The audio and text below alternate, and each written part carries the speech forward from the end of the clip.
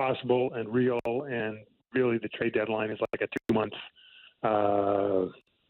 kind of build-up that begins right around now. And, and I think, as I wrote in this article, what's really curious about the Raptors' point of view or where they are is I think it would be really hard to determine what direction to go. I think you've had like minimal minutes with anything that you would call their core together on the floor because of injuries to Pascal and Anunoby particularly. And you're also kind of in a strange holding pattern of, do you want to peel it back? Like really, how much different a situation is Toronto from Indiana, right? Indiana's a little bit further down the path. They don't have a championship ring, but as 2019, fades away week by week, month by month, you've got a team in Toronto that's got a lot of pretty interesting players on a lot of pretty digestible contracts. They've got good draft capital, good draft equity, but is there a clear path as it stands to becoming something more than, one of these teams that's kind of in that 7-11 range in the East? And, you can have different opinions on that, but I think it's reasonable to say that that's sort of where they look, even if they're healthy. Scotty Barnes, as we've talked about, that could be a difference maker, but I don't think that's going to be a difference maker now. And so that's what's, I think, really interesting from the Raptors' point of view is they're in a good position because they have a lot of good assets, some pretty good players, a lot of draft, all their draft capital still. But they don't have a clear path to improve that. And, and then then you look at teams like Portland, teams like Indiana, and a couple others that are sort of like saying, well, we need to do something significant to get out of, which is roughly a similar spot that the Raptors are in. Yeah, and I think this is a great picture in terms of just looking at where the Raptors are. Actually, just going back to one thing, I just wanted to clarify. When you said the Raptors front office getting back together, it's sort of like, obviously, Masai's pulled in one direction as the president, Bobby as the GM, and Dan Tolzman as the assistant GM. Is it sort of just those three, or is it even beyond that in terms of what the scouting staff like? Can you just give us a little bit more details on that? Yeah, it's Patrick Engelbrecht, it's Luke Wynn, it's like pretty much everybody whose job is to go out and evaluate talent at all levels. From college, through the NBA. So it's like it's a staff meeting. It's a corporate retreat, except it's in Toronto. And again, there's nothing newsy about that. It's sort of what they do, periodically through the year. And this is the time, right? Because you've had the big college games and tournaments have kind of played out, and you've got 20 games of the NBA season played. You've got over in Europe, you've got a good chunk of those seasons are underway. So you can kind of come back and go, this is where we're at on, these three silos of players, that kind of thing. Yeah, fair enough. By the way, I think people really do love hearing about the process of how these front offices work, because a lot of it is so secretive. It's like getting a behind the scenes look at, the CIA or something like that. So people just want to know. Okay, so in terms of, let's say the Raptors, assuming that they would be buyers, because right now we're not even sure which direction they'll go, right? Let's say if they go the buying route, what would you think the Raptors are looking to address if they were to be shopping? I appreciate you asking me the question, Will, but I think my answers are going to be no different than yours, right? Yeah, fair enough. I think they need a big. They need a good quality big. And they need some, short term, they need some backup help at point guard. I think if you address those two needs, and snap your fingers, right, magically, without having to really, pull away at the fabric of the roster, and then everyone got healthy, you're like, wow, this team would be pretty good, right? They'd be in the East. I don't know if they're knocking off any of your so-called big three, but, would they be right there, vying for a top 4 or 5 spot in the East? I think they would be. So the question is can you address those needs, and can you do it without otherwise weakening your team? And, how confident are you if you kind of go in on those? Presumably you probably have to include some of your future draft capital. Is it worth it? Right? Because you can only trade those future picks once. And so is it worth it to kind of do that so you get, I don't know, Miles Turner and whoever your backup point guard might be? Is that a satisfactory outcome if you got to include a couple of firsts and Gary Trent and whoever else might be involved? Just totally, throwing names in off the top of my head.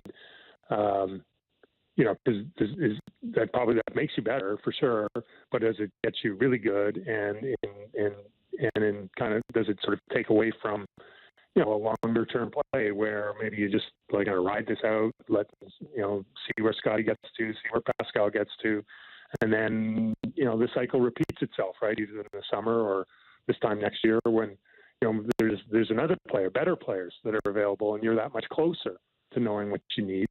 And maybe that's when you take a big swing. So, I mean, you have to agree, right? Well, I mean, you look at where this team really struggles throughout their lineup, and those seem to be the two most obvious spots. Yeah, absolutely. And the backup point guard thing is funny to me because I just assumed that if Goran was, just Goran Dragic, what he normally is, he would be a guy who can fill that role, but. Obviously, that has not worked out. No, I guess I'll ask you about Goran in a bit. But let's focus more on the center position. Yeah, absolutely. I think that's, objectively speaking, when you look at the lineup, that has been their weakest spot ever since Serge and Mark left in that one-off season. The Raptors, obviously, last year, just honestly, the Raptors have had a lot of bad bigs over the years, but Aaron Baines and Alex Len as your two starting centers, with Boucher playing up a position, has to rank up there with like the they've had some bad ones. Patrick O'Brien, Lauren Woods, I wouldn't even want to say Rasho. Rasho was way better. I would definitely take Rasho over Nate those Huffman. guys. Yeah. Nate Huffman, Rafael Arujo. There's a lot. Yeah, there you go. So, I mean, it's... And go ahead. Well, I was going to say, it's not that much better this year specifically. I think Precious has the ability to grow into a better player than all of those guys mentioned, but he's sort of still been up and down. Although I do think he's been really solid defensively. Clearly, though, you can look at these three guys who are reportedly available: Yusuf Nurkic, Domantas Sabonis, Miles Turner. Between the three of those guys, who do you think is the best fit for this team on paper, and also, in terms of the best fit in terms of contracts and age and all of that? I think it's got to be Miles Turner. Okay. Because he is just about 26. He's still 25. 25 and turning. Don't oversell it. He's still 25. I think he's turning 26 next week or next month. But and he's a really good rim protector. One of the better ones, and maybe the best if you really care about block shots. But he's certainly in the upper tier of that, and has been a reliable to very good 3-point shooter. And I think why he fits is age is one, contract is another. He's got another year left with about $18 million, and he's plug and play, right? So as long as you're going to go with this idea that Scotty Barnes and Pascal and OG are kind of really going to be high touch players for you, along obviously with Fred, then it's a lot easier to integrate. A guy who can pick and pop, who can finish at the rim a little bit, and gives you what you actually don't have. I shouldn't say absolutely don't have, but you could really use defensively. So I think that's it. I think Sabonis is there's almost no doubt he's a better player. You don't get the kind of defensive presence and certainly the rim protection, but he's also a kind of a higher usage player. So you're really kind of having to, I think if you go that direction, you're really trying to figure out how to reconfigure how you play, which might not be a bad thing. I think he's good enough that it's worth considering. And again, his contract's pretty reasonable too. He might have a couple more years left, I think, but he's in that $20 million range. And then of the third of those is Nurkic, and I think the little risky thing there is, he's a giant screen setter. Like, he's just a monster. I have visions of Fred trying to run around him in Portland there a couple of weeks ago. And, and I think he's got a little more skill offensively than he's been able to show in such playing with Dame and CJ in Portland. But he's in a contract year. He's 27. He's got some injury history. He's one of the reasons Portland's struggling is because he can't really defend very well on the perimeter. They're trying to get him to do that. He just, that's been a weakness of theirs.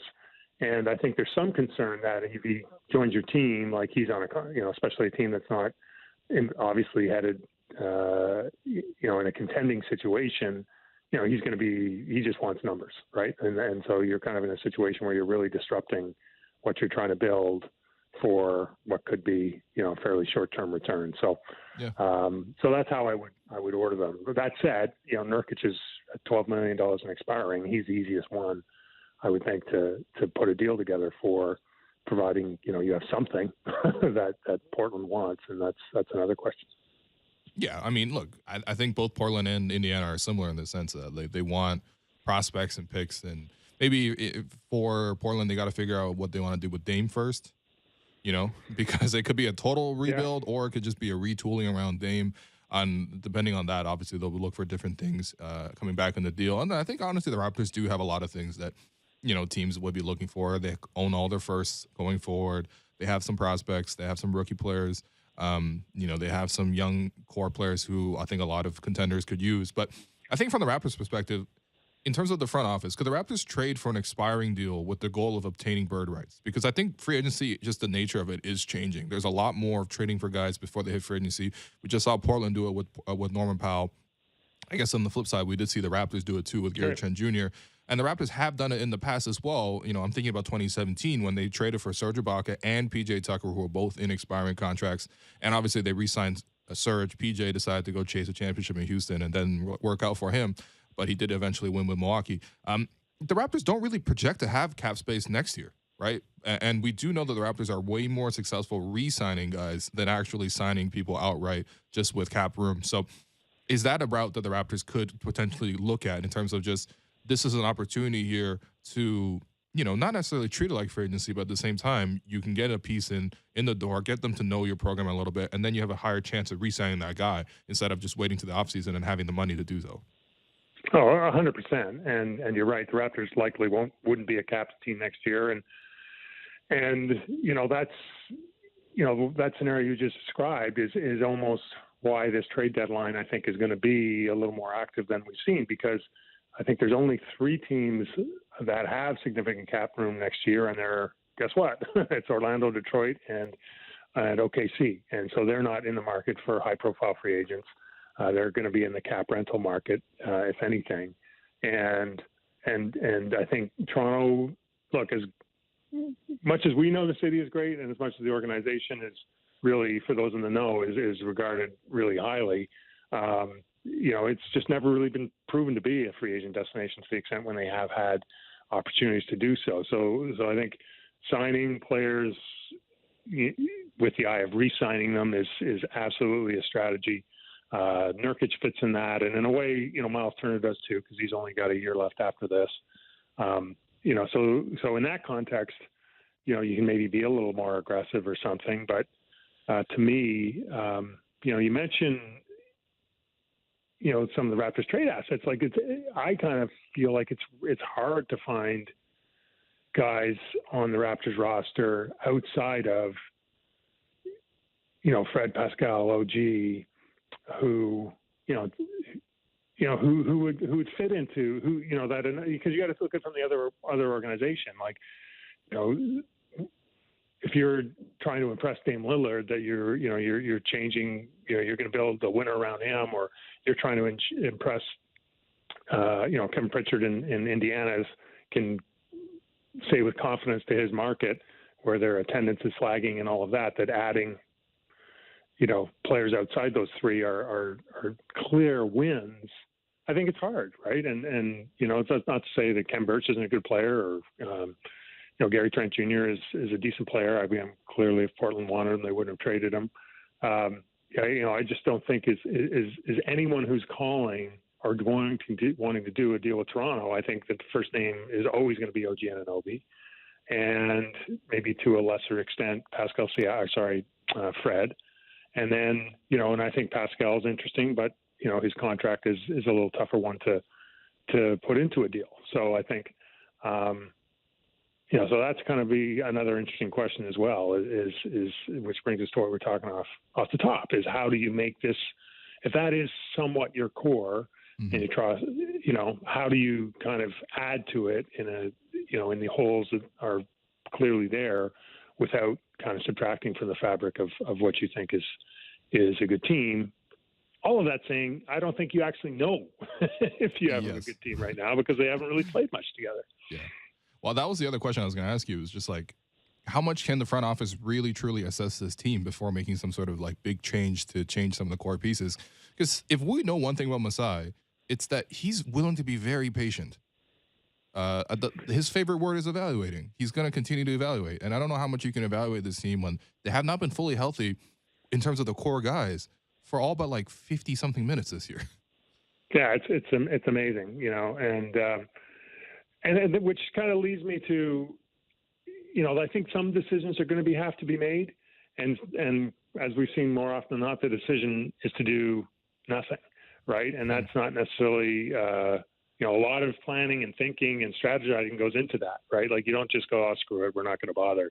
I think to do the job right, and evidence shows that they generally do around here, a lot of digging goes into that, and because we don't know what the deals are, we don't know what the price is going to be for some of these players, but it could well be that they decide that they're better off just letting things kind of keep simmering, maybe, not maybe, but soon enough. We don't know exactly when you are going to be more or less healthy, and OG and Chem, I think, it's not like I'm saying they're up for the season, at least not yet.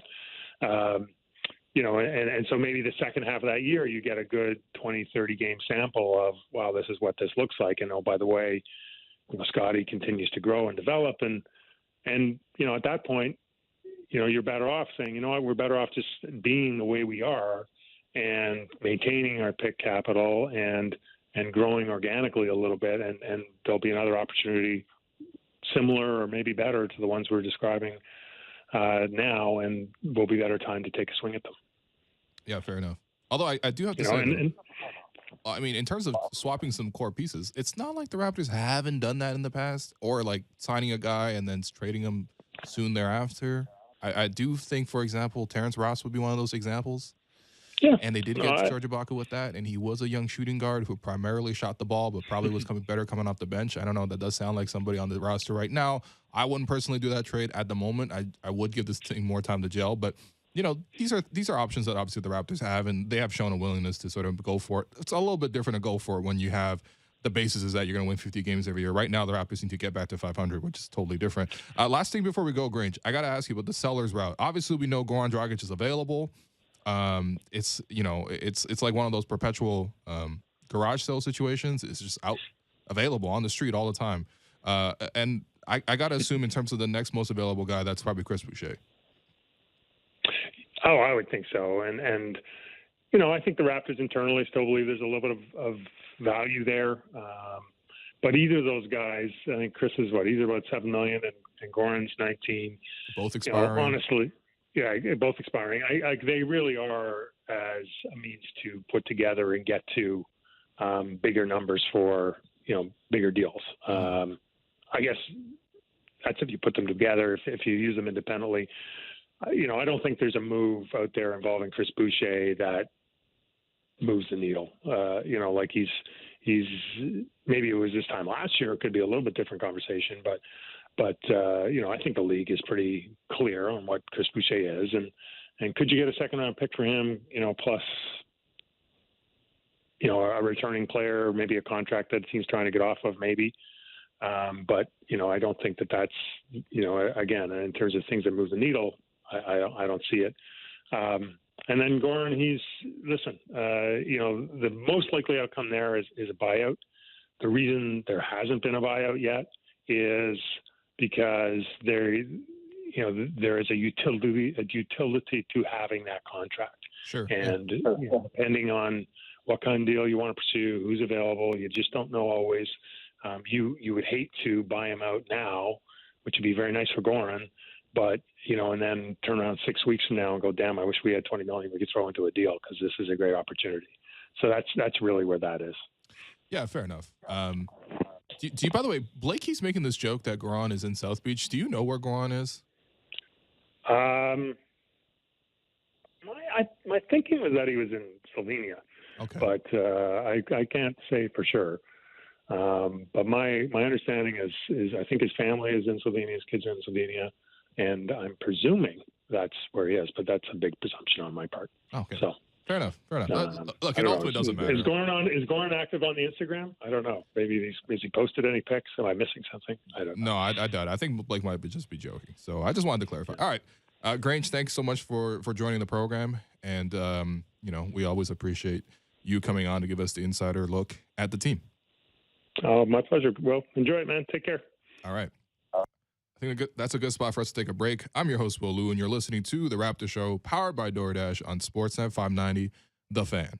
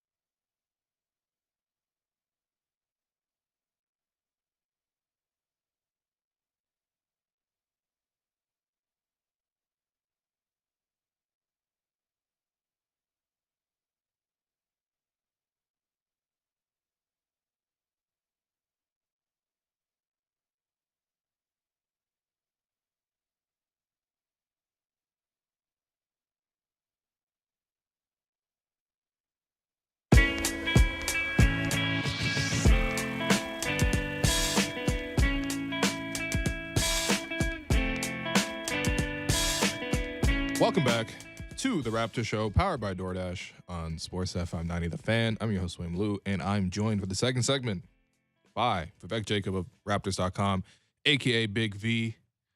V, what's going on? Nothing much, man. Just listening to your show as usual. Listening to all the trade discussions and looking outside at the snow. You could have had me fooled that it was February. Wow.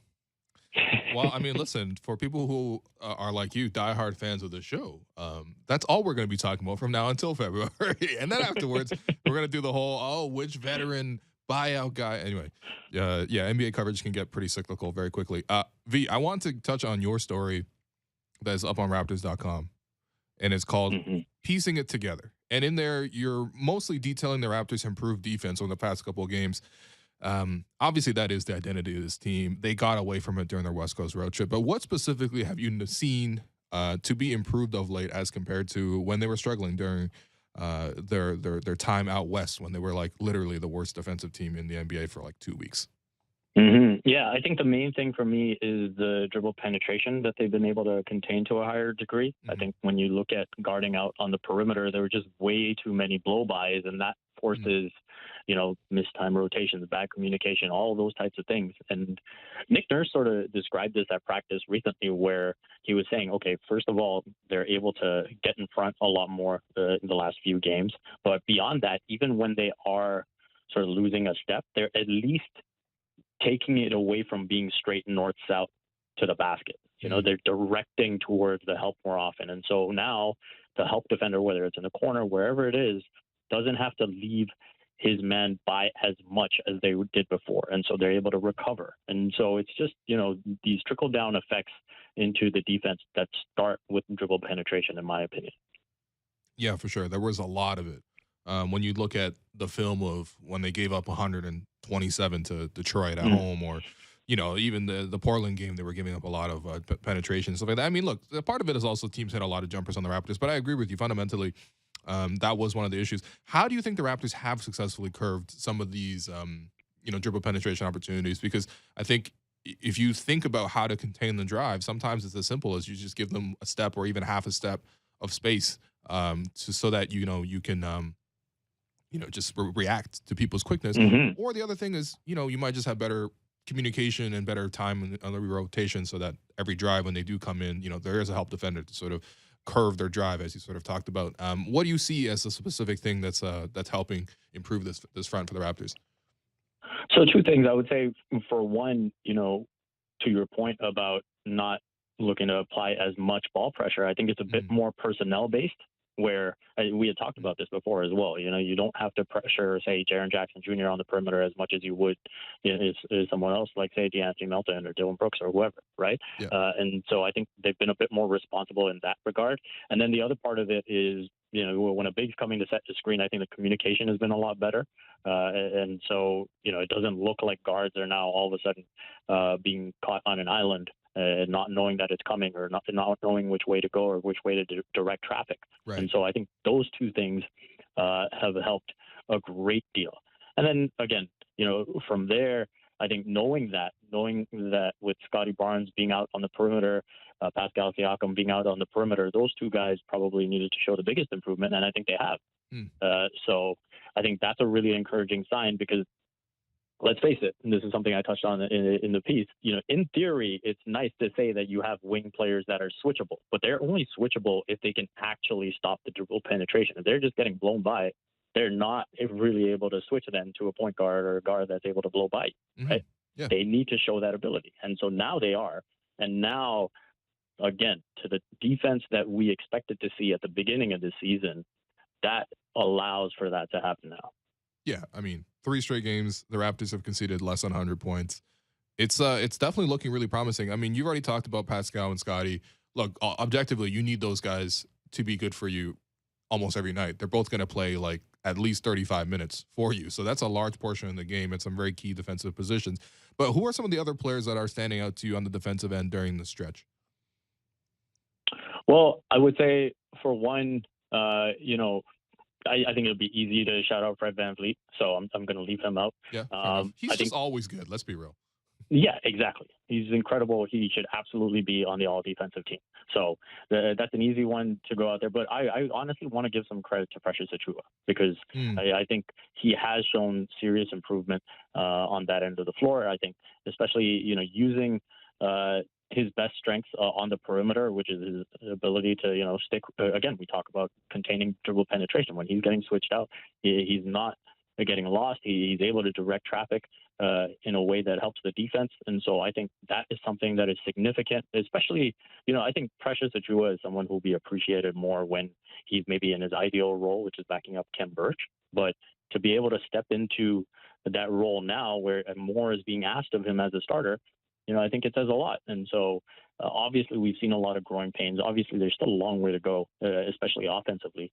But I think the improvements that he's made defensively compared to even say a week and a half ago are significant. Yeah, definitely. I thought for sure you're going to shout out my guy Utah as well. Come on, it can't be a coincidence that Utah came back and the defense got better. No, I mean, Utah is great, right?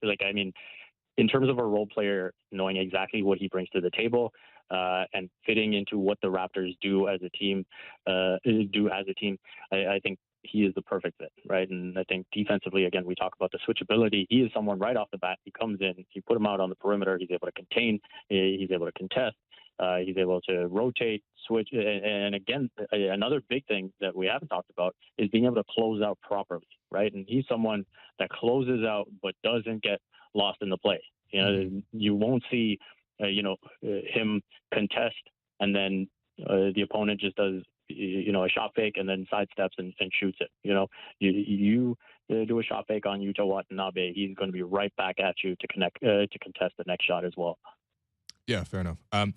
Now, I think going back to some of the conversations that were had on this show, on the timeline, just everywhere, in terms of Raptor fans, when the Raptors were struggling defensively, do you think some people, in retrospect, were overreacting a little bit when the discussions were so heavily focused on Nurse having to change his defensive scheme and, let's scrap some of the things that they were doing. Let's, change it completely. Let's go back to playing a drop defensive coverage and sort of keeping your guards at home and keeping your bigs at home and keeping your wing help at home. Like, do you feel like in retrospect that some of those were, I guess maybe just premature? Yeah, you could call it a little bit premature. I think it's more about, how maybe someone views what the goals of the Raptors should be. Okay. And I think when you look at the Raptors defense, yeah, you could look at the personnel available right now and you could say, oh, maybe try something simpler that maybe allows you to win, 2-3 games more on this season. Mm-hmm. But I think Nick Nurse looks at his defensive schemes and says, if you get a team and a roster that executes this to its highest level, that is a championship team. And so I think for him, it's saying, this is a defense that I will want in a championship setting. And so this season, let's put it out there. Let's see who can execute it, who can't. And in terms of that long-term goal, we are going to have a lot more questions answered than if we try to ease up things on this side or that side of the ball and not really get, the honest answers that we want to the biggest questions. Yeah, no, I think that's a really great way of looking at it because that's part of your development too, is knowing who can and who can't in terms of how the Raptors want to play. I actually do respect Nick a lot for not budging on some of these things. Because we have seen coaches scrap defensive schemes like 10 games into the season, 20 games into the season. And it shows to me a little bit of inflexibility from the coach when you're able to just be run over like that. Last thing I think I want to touch on the defense before we move on to sort of Pascal and sort of his process as a leader.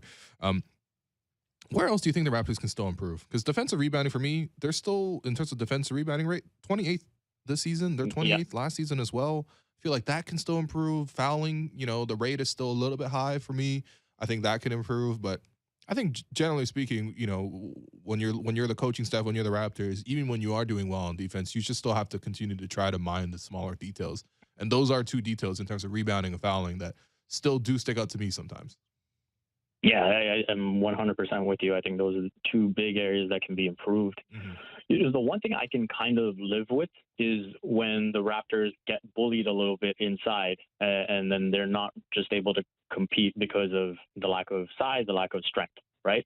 the ones that become really difficult to swallow in terms of the offensive rebounds are, you concede a shot from the outside, so you've done what your defense is trying to do, and then it's a long shot, long rebound situation, because that's more about being in the right place positionally. It's about being quicker, and it's about being attentive.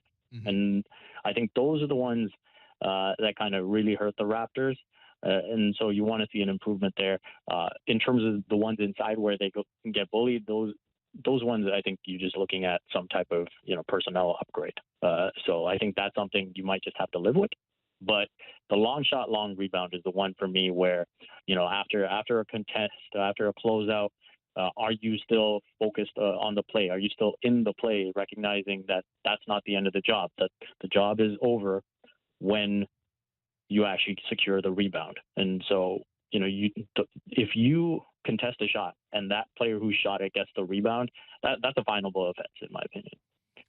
Yeah, well, fair enough. All right, well, we got to get you as coach, man. Damn. This guy said it's a finable offense. Wow. Okay. All right. I wanted to touch on the process of passing. It's like the DeMar pump fake, right? Like, yeah. You fall for that. That's $100 fine right there. Damn. That's a whole LeBron stopper in the DeMar economy. Now, I wanted to touch on the process of Pascal becoming more of a leader, and some quotes from your story did stand out to me. There's this one quote where Pascal was talking about Scotty Barnes in terms of his willingness to in your words, Barnes' newfound proclivity for 3-point shooting. Actually, I really just as an editor there, I'm gonna say that's very well done for you using the word proclivity in a Raptor story. He talked about, quote, there might be times when it might not go in, but it's just the confidence in taking them. And he also said, I don't really care about the result of it. I really think the fact that he's taking them is enough for me. And I know that he's working on them. So I'm sure that it's going to balance out. He's going to make them. I just like that he's taking them, end quote. And I especially like this quote from Pascal, because this is part of the leadership structure working in terms of you have Pascal who went through this exact process. I'm sure at some point, somebody in the reporting crew asked DeMar DeRozan, hey, you keep kicking it out to Pascal, and he's breaking a lot of these threes. And I think probably DeMar, if you go through the archives, DeMar probably said the exact same thing about Pascal, the way that Pascal is not talking about Scotty Barnes. And of course, Scotty is shooting the ball a lot better than Pascal was ever, as a rookie or even as a sophomore. But I think this is just another clear example of Pascal, taking his leadership game up another step, because that's one of the things that was also a big conversation in the offseason. Absolutely. And I think what this shows is the players, the coaching staff, the front office are all perfectly aligned, right? And when you look at, again, when I brought up the example of the defense and what it wants to be long-term, and so you sacrifice a little bit here, again, when you think about Pascal and Scotty and OG playing together long-term, they need to be able to space the floor for each other. And so if you can get Scotty shooting threes, if you can get Pascal shooting threes, and they're able to space the floor for each other, it's going to make their greatest strengths stand out that much more when they're in the post, when they're able to, attack off the catch, all those types of things. And so they're not thinking just about right now. Obviously, Nick Nurse is going to compete every single night, and he wants to play extremely hard. But in terms of actualizing the ceiling of this team, they are extremely cognizant of that, from the front office to the coaching staff to the players. Yeah. By the way, Scotty also at the 905 game posted a. So is Scotty still on Snapchat, or is he on Instagram? Like, I only have Twitter. It's Instagram. It was an Instagram. Okay, cool. All right, because I know for a while he still had Snapchat, which I didn't know people were still using. But anyway, you got to keep those friendship streaks alive. Scotty said on his Instagram that got a handshake from his favorite player Pascal. Then he was asked about it and practice the next day, and he commended Pascal in just terms of like his work ethic. Always been the first one in the gym. Him and Fred and all that kind of stuff. And then the Raptors put out this video from practice where Pascal was sort of sitting on the baseline there, where they have a bench at the back of the gym.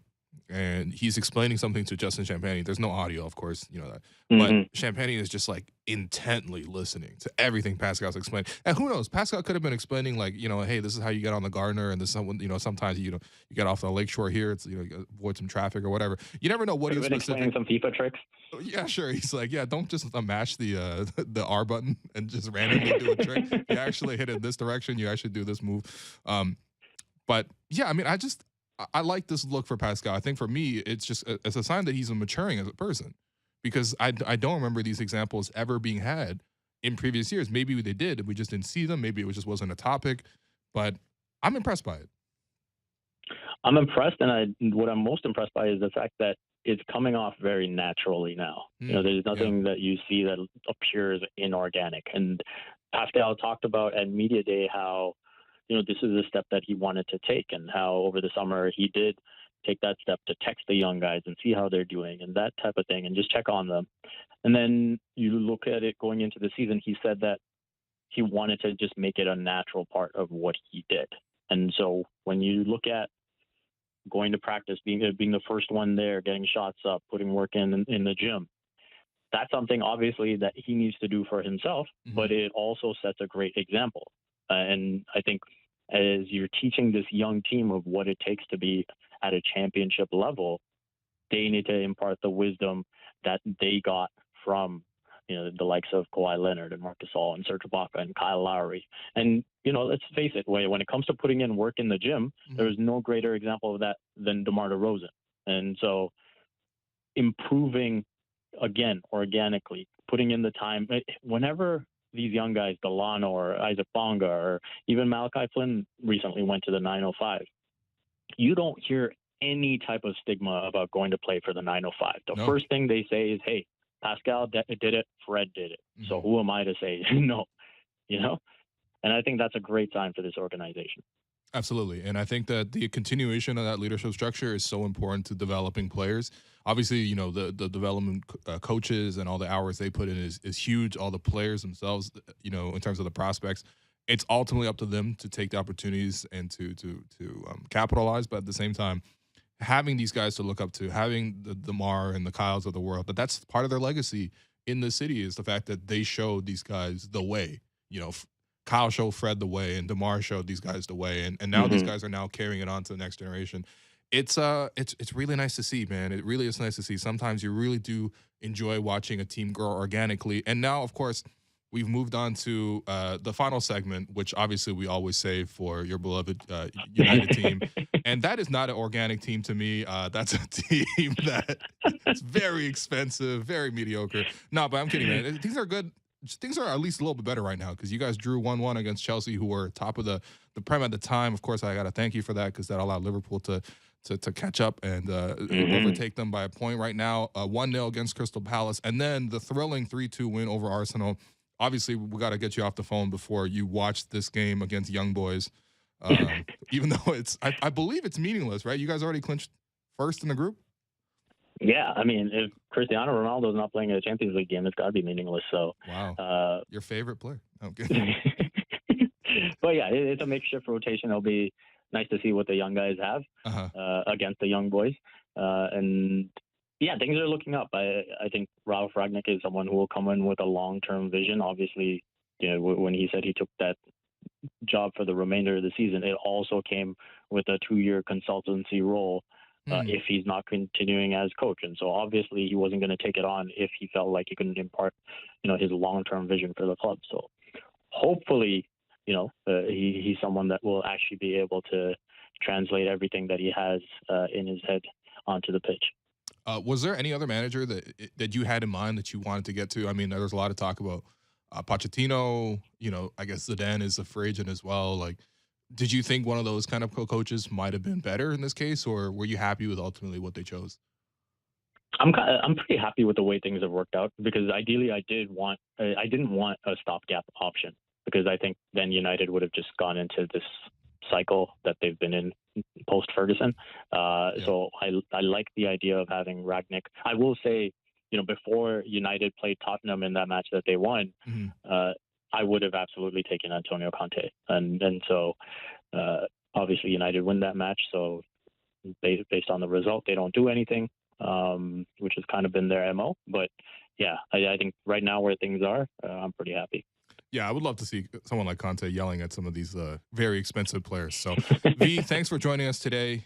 And that does it for our show. I'm your host, Will Lou, and you've been listening to The Raptor Show, powered by DoorDash on Sportsnet 590 The Fan. Make sure you find The Raptor Show wherever you listen to podcasts and subscribe, and please rate and review our show. As a reminder, we are now streaming live on Sportsnet's YouTube channel Monday to Friday between 2 and 3 p.m. You can watch live there, or you can catch the archives all on Sportsnet's YouTube channel. Thanks again to Michael Grange and Vivek Jacob, and we will talk to you tomorrow.